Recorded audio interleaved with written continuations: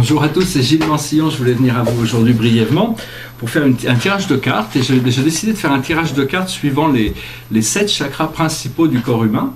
Les chakras sont des centres d'énergie subtils qui sont construits à l'intérieur de nous, qui sont invisibles par rapport à tout ce qui est matérialiste. Ce n'est pas des choses matérielles, ce sont des corps subtils. Alors bien sûr, il y a d'autres chakras. Il y a les 7 chakras principaux, on en a 3 créatifs, un autre qui est au cœur et 3 réceptifs. C'est des choses qui sont relativement assez bien explorées dans le yoga. Bon, bien sûr, il y a le thymus qui est entre le cœur et le chakra de la communication, qui est le cœur sacré, le cœur supérieur, qui est aussi le système immunitaire. C'est très important, c'est un chakra important, mais bon, on n'a pas besoin de voir de carte par rapport à ça. Le puits des rêves aussi, derrière la base du cou, c'est le cérébellum, c'est là où la magie du pouvoir psychique se découvre. Il y a d'autres chakras, les bouddhistes ont 6 chakras, dont la peau étant le dernier, qui correspond à l'émanation de l'aura. Et donc tous ces chakras doivent éventuellement s'aligner dans un pilier de lumière. Et une fois qu'ils sont alignés dans un pilier de lumière, les chakras disparaissent. Il n'y a plus que le pilier de lumière qui devient. Et des deux côtés, on a Mars et Vénus, le Aïda et Pingala, la force du masculin et du féminin qui active ce flot d'énergie qu'on appelait le Shashuna, qui est une rivière d'énergie. Et donc ces forces, déjà il y a Mars et Vénus qui représentent le pouvoir du masculin et du féminin. Et à la base, on a Pluton.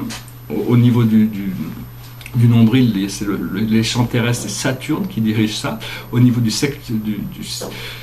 plexus solaire, c'est Jupiter. Au niveau du cœur, c'est le Soleil. Au niveau de la communication, c'est Chiron. Au niveau de la vision, c'est Neptune. Et au niveau de la couronne, c'est Uranus. Tout ça, c'est des planètes qui, une fois éveillées, conditionnent l'état de nos chakras. Bien sûr, tous ces chakras sont des cœurs universels en réalité. Ils sont connectés à tout l'univers. Les 2 chakras les plus importants quand on fait des lectures de chakras sont le 6e œil et la couronne, bien que le chakra du cœur est essentiel aussi parce qu'il nous connecte à l'univers du créateur. Et donc voilà, donc je vais tirer ces cartes. On va tirer quelques cartes, on va regarder un petit peu 7 chakras. Puis je vais tirer 2 cartes après pour montrer pour arriver à voir qu'est-ce qui se... 1, 2, 3, 4, 5, 6, 7... Ces 2 cartes qui correspondent à l'étoile terrestre et l'étoile de l'âme. L'étoile terrestre, on a tous cette énergie qui nous traverse tout le temps. Et en dessous de nos pieds, on a une étoile terrestre qui nous ancre dans la Terre au niveau énergétique. Et au-dessus, à 30 cm au-dessus de notre tête, on a une étoile argentée qui est l'étoile de l'âme, qu'on partage avec notre moi supérieur et notre moi futur. Donc c'est un endroit où on peut se tourner vers cette lumière au-dessus de nous pour recevoir des mises à jour. Alors... donc on va commencer par la base. La base, c'est là où il y a tous les problèmes, les difficultés. C'est la racine, c'est là où c'est un chakra qui est gouverné par la lumière rouge. Quand c'est trop intense, il faut envoyer de la lumière blanche dans ce chakra pour pouvoir tourner cette lumière rouge en or, en rose doré, parce que bon, éventuellement l'or est le pouvoir transformatif. Mais cette lumière rose dorée devient beaucoup plus facile à gérer. Et là, on a la réceptivité, c'est-à-dire c'est vraiment la carte de l'expression féminine du féminin, l'émotion, l'expression de l'émotion, l'habilité à recevoir. Donc ça, c'est bien, ça veut dire que ce chakra n'est pas trop encombré, disons. Après ça, au niveau du chakra du nombril, qui correspond à un chakra sexuel, qui correspond à tous les plans terrestres, là, on a le postponement, c'est le délai, c'est-à-dire qu'est-ce qui nous empêche d'agir aujourd'hui. On a l'impression, c'est vrai qu'il y a des jours où on est plus confortable que d'autres pour se sentir en pouvoir, en contrôle, en courage. Et donc il y a des fois des jours où on ne sent pas vraiment l'énergie de devoir passer à travers une porte ou faire des choses. Et puis il y a des jours où on se sent prêt, on peut tout faire, quoi. Donc ça dépend. Cela dit, on a tendance à nous encourager avec cette carte de penser que s'il y a quelque chose à faire aujourd'hui, il vaut mieux le faire aujourd'hui, ça ne sera plus à faire demain. À partir du moment où on fait cette chose, ça nous permet de comparer. On a un élément de comparaison. Le roseau et le chêne sont très différents, mais ils ont tous les 2 leur fonction. Il y en a un qui est creux, il y en a un autre qui est plein. Et donc ça nous permet de voir et de différencier les choses. La discrimination, c'est quelque chose de très important. Et donc une fois qu'on peut comparer ça, ça nous permet de voir le conditionnement, voir les choses qui nous conditionnent et les choses qui nous libèrent. Parce que la plupart des choses qui nous font souffrir ou vient de l'ignorance, vient du fait qu'on n'est pas conscient de la lumière, et donc on a adopté des systèmes de croyances qui se répètent et qui nous créent des souffrances. Donc c'est arriver à sortir de toutes toutes les formes d'autorité extérieure pour se tourner vers la lumière de l'âme intérieure, et à partir de là, tous les ombres disparaîtront. C'est un travail qu'on doit faire petit à petit. Pour le moment, on est encore poussé un peu dans les deux directions différentes. Il faut faire un choix, il faut décider. On sait déjà ce qu'on veut. Faut pouvoir le faire de manière claire, essayer d'être précis. Et à partir de ce moment-là, on arrive à s'ouvrir à toutes sortes d'aventures, de voyages, de possibilités. Donc c'est vraiment un dernier. Cette fin d'année là va vraiment être là pour finir de libérer parce que tout ce qui nous retient, qui nous empêche de vivre heureux et libéré, serein, c'est que des résistances. Tout est en résistance. Toute la Terre, tout est en résistance. Si on vit sur Terre, c'est grâce à cette gravité qui est toujours là. Donc c'est arriver à découvrir l'antigravité, arriver à s'élever au-dessus des choses. Et donc petit à petit, en travaillant avec nous-mêmes, en essayant d'être pas trop dur avec nous-mêmes, mais en essayant d'avancer quand même de manière progressive, de manière à ce qu'on puisse quand même voir les progrès, tout en sachant que c'est une école d'évolution et que on est tous propulsés à travers cette loi d'évolution. On n'a pas le choix, il n'y a que la loi. La loi, il n'y a qu'une seule loi en réalité, hein, la loi qui gouverne la physique quantique, la physique linéaire ou la physique cosmique, c'est la même loi, c'est seulement elle réagit différemment, les particules réagissent différemment parce que les consciences qui les déterminent sont différentes. Donc tout ça, c'est des choses qu'on va devoir explorer, hein, tous les domaines des métasciences, hein, ça va s'ouvrir progressivement. Après ça, au niveau du plexus solaire, on a la transformation. C'est quelque chose de très très profond. C'est vraiment une transformation profonde qui arrive et qui va nous permettre de retrouver ce pouvoir. Parce qu'en réalité, on utilise très souvent ces trois chakras comme chakras de créativité, mais il faut pouvoir essayer de s'élever au-dessus, d'arriver jusqu'au cœur. Et quand on arrive au cœur, on trouve qu'il y a une bataille. Alors il y a la bataille, on est obligé de lutter contre la partie sombre de nous-mêmes, on n'a pas le choix, on est obligé, si on veut pas rester enfermé dans l'obscurité, on est obligé de lutter contre la partie sombre de nous-mêmes. Seulement, il faut savoir quand il faut lutter et quand il faut lâcher prise, parce que c'est pas dans une lutte constante qu'on arrivera à quoi que ce soit. On va se retrouver avec des obstacles qui deviennent de plus en plus gros, de plus en plus gros. Par contre, c'est juste une question de donner les bonnes impulses au bon moment. C'est-à-dire, il faut arriver à avoir plus de confiance en libérant tous ces potentiels, en lâchant prise quand il faut lâcher prise, c'est-à-dire et lutter quand on doit lutter. À partir de ce moment-là, on trouve la guidance, c'est-à-dire on a des anges, on a des guides, on a des êtres supérieurs divins qui sont là, présents dans l'invisible, qui ont la possibilité de nous guider, de nous offrir des solutions, de nous montrer un chemin plus facile. Mais seulement, il faut commencer au plus on ouvre notre esprit à la communication avec les mondes invisibles, au plus ces présences s'ancrent dans notre vie et on devient de plus en plus connecté. Sans en être dépendant, parce qu'on est les créateurs de notre vie. C'est pas nos guides qui créent notre vie, mais nos guides sont toutes ces forces invisibles sont des forces invisibles qui nous sont des ressources invisibles, des aides invisibles. C'est quelque chose de très très puissant qu'on va pouvoir reconnecter avec toutes ces présences, et c'est ça l'ascension, quoi. C'est remonter dans cette sphère éternelle où on est connecté avec toute notre famille d'âmes. Ça fait partie de. Une autre chose aussi que je voulais dire à propos de l'ascension, c'est que c'est souvent c'est pas trop une question de faire quoi que ce soit, c'est pas trop une question d'aller ou quelque part, c'est une question de trouver la fréquence. Et de maintenir cette fréquence. C'est-à-dire, on a des pensées qui nous amènent vers des choses qui nous sont agréables et des pensées qui nous amènent vers des choses qui sont désagréables. C'est d'arriver à sélectionner toujours les pensées qui nous amènent vers des choses, des sentiments de légèreté, de bonheur, de liberté, et d'apprendre à cultiver ces pensées de plus en plus, et on s'aperçoit que la libération, le point de liberté, il est toujours dans le moment présent. C'est un moment, c'est un sentiment, c'est une porte qui s'ouvre, c'est quelque chose, c'est toujours dans le moment présent. En réalité, il n'y a que ça, hein.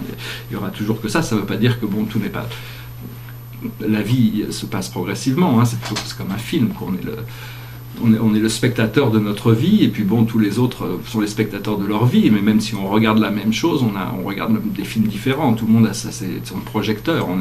C'est à nous de déterminer qu'est-ce qu'on veut, comment arriver à devenir beaucoup plus conscient de tous nos potentiels, disons. Après ça, au niveau de la communication, on a le lâcher-prise. Alors c'est vraiment, bon, c'est très important, on a compris qu'il fallait lâcher prise, on ne peut pas s'accrocher aux vieilles choses, c'est-à-dire qu'on a un certain niveau de confort par rapport à ces anciennes choses, parce qu'elles sont là depuis très longtemps, ou des habitudes, ou des croyances, mais si on arrive, si on est rendu conscient par notre intuition, par nos rêves, par notre méditation, si on est rendu conscient qu'on doit faire quelque chose on doit lâcher prise sur quelque chose, on doit avoir confiance qu'il ne faut pas hésiter sur la guidance. La guidance est toujours, la guidance qui vient de l'intérieur est toujours adéquate, disons. Et une fois qu'on lâche prise, on trouve la conscience, on trouve le Bouddha, on trouve le Samadhi, l'état d'être.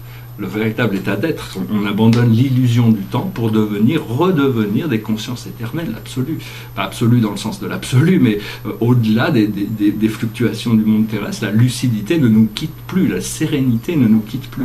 Mais bon, pour cela, il faut lâcher prise, il faut se débarrasser, ce qui n'est pas facile. Hein. Moi, je sais que j'ai pris beaucoup de retard dans mon plan, mais enfin bon, dans mes programmes, parce que bon, la vie est comme elle est, hein, de toute manière, on est obligé de l'accepter. On est obligé d'être un peu stoïque quand même, un peu. C'est accepter la vie, de savoir que la vie est là, on peut toujours la changer, mais ce que l'on reçoit dans la vie, on doit le gérer le mieux possible, avec le plus de charme, de grâce, d'humour possible. Après ça, ce que l'on voit devant nous, c'est quelque chose, le troisième œil est très très clair, on voit le silence.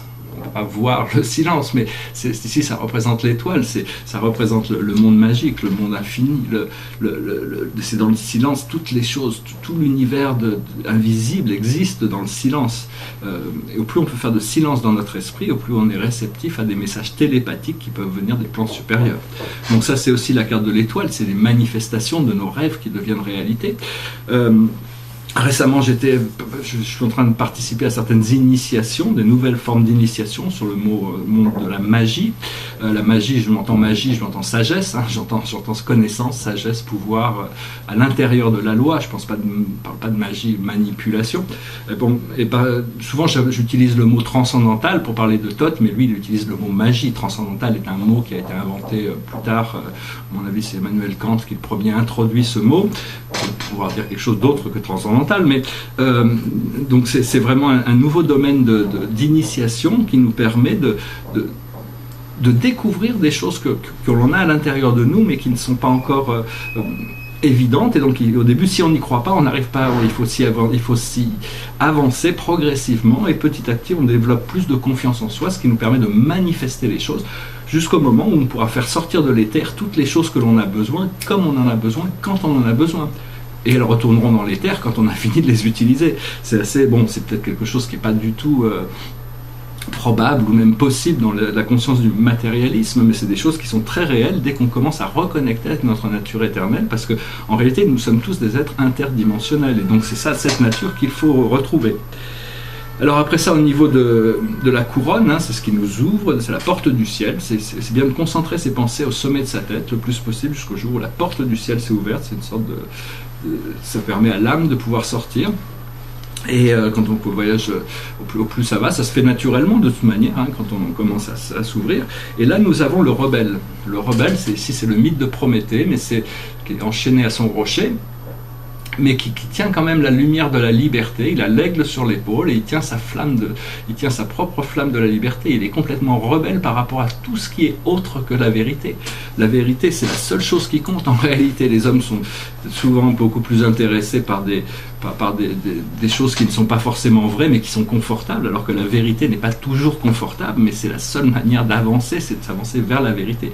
Et donc, ce rebelle, il tient la flamme de sa propre vérité, la flamme de son âme, sa lumière, et il est en train de briser les chaînes qu'il enchaînait au rocher, au Caucase, parce qu'il avait donné le feu sacré aux hommes quand ils avaient créé Pandore, la première femme, la femme insatiable.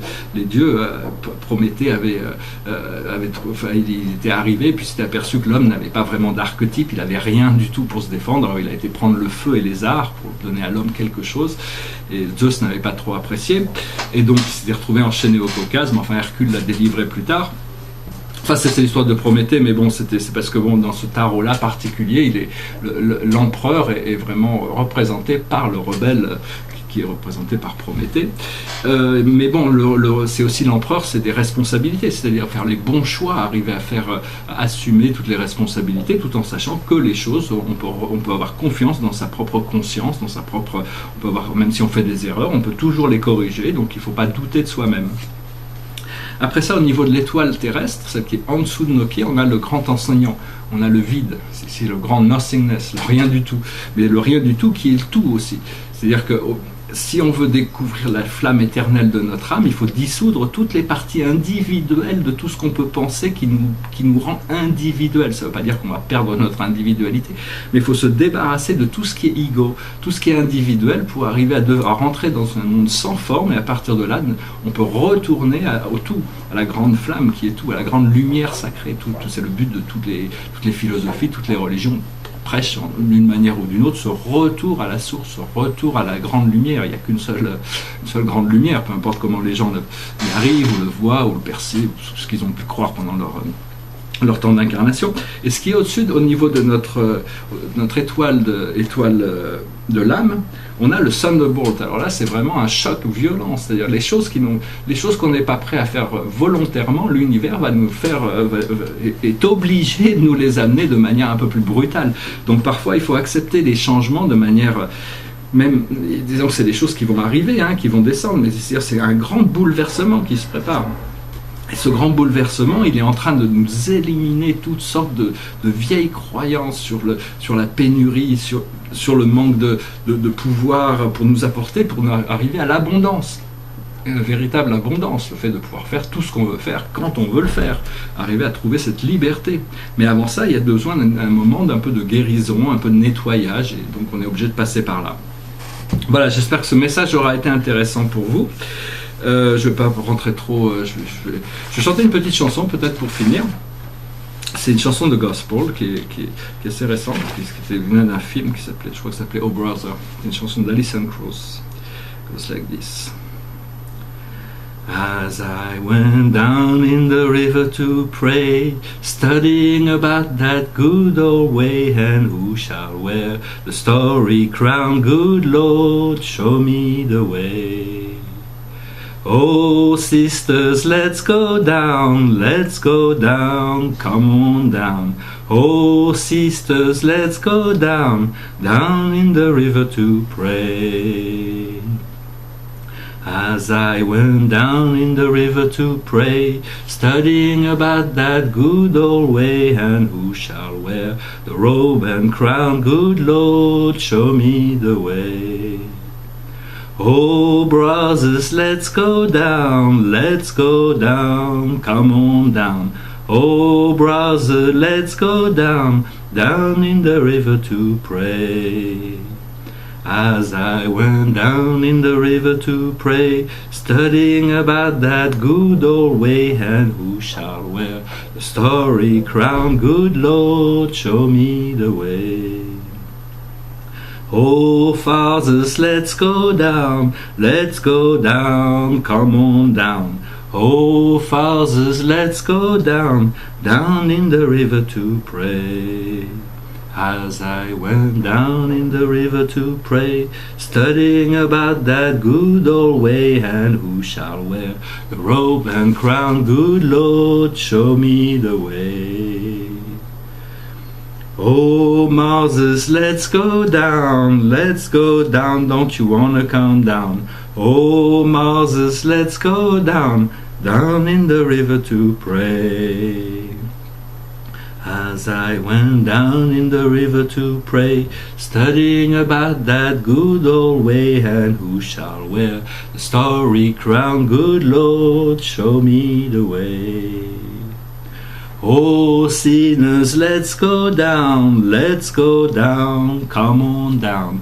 Oh sinners, let's go down in the river to pray. As I went down in the river to pray, studying about that good old way, and who shall wear the robe and crown, good Lord, show me the way. Voilà, je vous remercie. Excusez-moi, je prends un verre d'eau, mais j'en ai pas sous la main. Je vous remercie pour tous vos commentaires, puis je vous dis à très bientôt. Namasté.